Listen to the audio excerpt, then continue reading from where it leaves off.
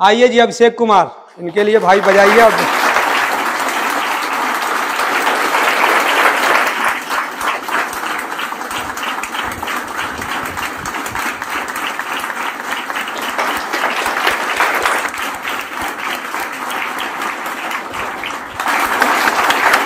JEE main जो exam जनवरी shift है, उसमें इनमें कई बच्चों का 200 से भी अधिक नंबर हैं, कई के 200 से करीब हैं और कई के 250 के करीब हैं। तो इसके लिए आप लोग जोरदार ताली बजा दीजिए। इन्हीं लोगों से जितना ये लोग अच्छा भविष्य के लिए भी करते जाएंगे, उतना ही आप लोगों की भी इच्छा शक्ति मजबूत होगी कि भैया जैसा करना है। तो इन लोगों में कि कई बच्चे जो हैं 99 परसेंटाइल से भी एबव स्कोर है। इसके लिए जोरदार ताली आप लोग बजा दीजिए।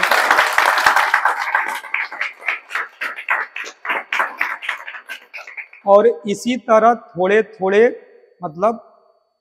मतलब उसके अगल बगल ही धीरे धीरे क्या है, थोड़े थोड़े कम सभी आपको दिखाई देंगे। लेकिन सबसे बड़ी बात है कि सबके देश के प्रतिष्ठित NIT और IIIT में इनके मनचाहे ब्रांच जो हैं इनके अनुसार मिल चुके हैं।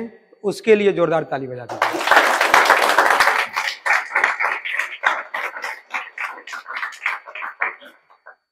इसके सबसे बड़े पक्ष क्या होते हैं?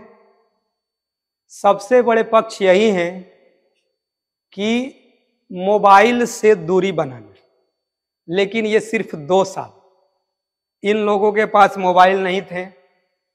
इनमें इनके माता पिता को हम लोगों ने जो गाइड किया कि ऐसा होना चाहिए, उन लोगों ने समर्थन दिया और हम लोगों का और अपने माता पिता सभी के बातों को इन लोगों ने अमल किया कि मोबाइल से दूरी बनाएं। अब मोबाइल से दूरी बनाने से क्या मतलब है भाई?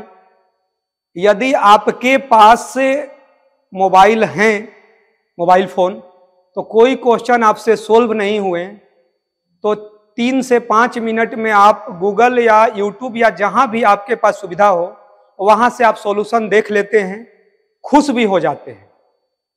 ये बच्चे क्या किए कि किताबों से बात करना सीखे, आपसी दोस्तों में ग्रुप डिस्कशन किए, मैक्सिमम क्वेश्चन इन लोगों से सोल्व होते गया और धीरे धीरे माइंड ग्रोथ करते गया।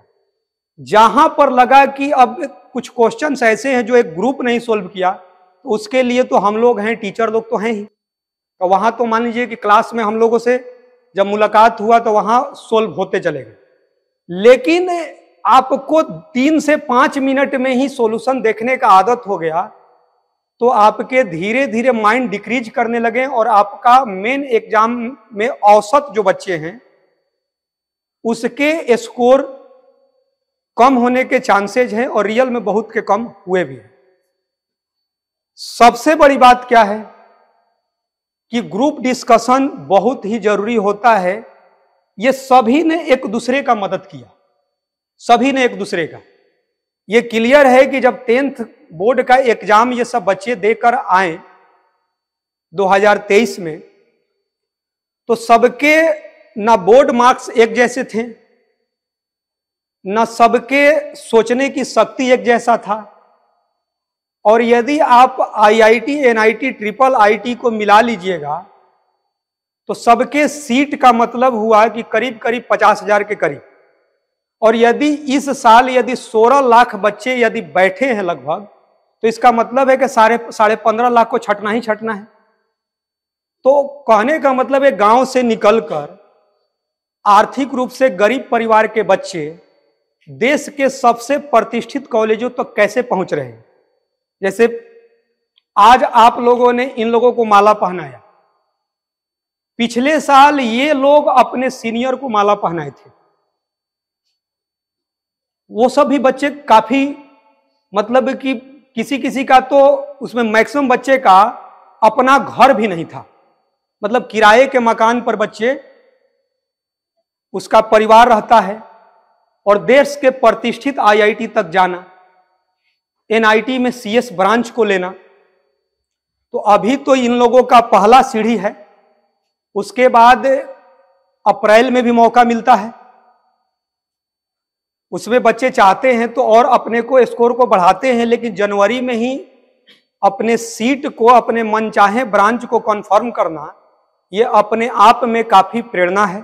तो ये जब ऐसा होता है तो ये एडवांस के समय जो एडवांस्ड एग्जाम होते हैं आपको बूस्ट करता है, एक एनर्जी देता है आपको कि हमको कैसे और बेहतर करके हमको आगे जाना है, क्योंकि न जाने कितने लाख बच्चे जो हैं, अरे क्लियर बता दिए ना कि IIT, NIT, IIIT सबको मिला लीजिए, तो यदि 16 लाख बच्चे बैठे हैं तो 15.5 लाख बच्चे को छटना ही छटना है, क्योंकि उतने सीट तो नहीं है, सारे सीट को काउंट कर लीजिएगा तो ये सबसे बड़ा चीज है कि प्रत्येक सीढ़ी, जो एक एक सीढ़ी आप आगे बढ़ रहे हैं, तो प्रत्येक सीढ़ी पर आपके पैरों के जो छाप हैं वो मजबूत हो जाने चाहिए कि ये हमको पक्का मिल गया, ये हो गया।